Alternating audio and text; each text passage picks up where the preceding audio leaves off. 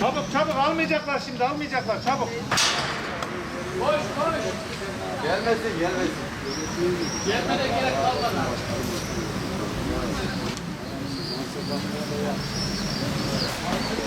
Hocam kapıyı aç. Sınav almıyorlar mı?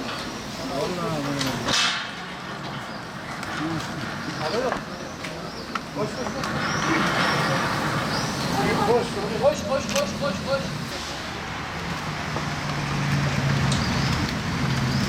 Güzel mi gidiyor?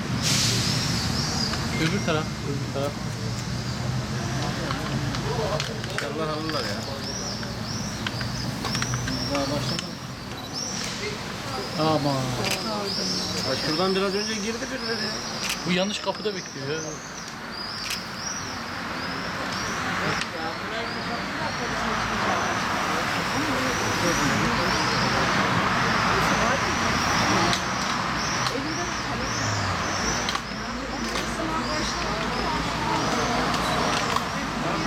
Valla defalarca uyarılıyor yani biraz vakit geliyor.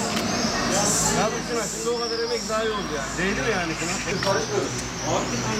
Anlıyorum da şimdi. 10 dakika var ya. Salon başkanı falan onlar karışıyor. Biz bir şey yapamayız. O müdahale edemeyiz. Doğru. Ben geçen vazgeçtim. Zaten kendi her tarafa saat koyuyor. Hayır bir şey ya bu kadar çal 2 dakikada harcanır mı ya?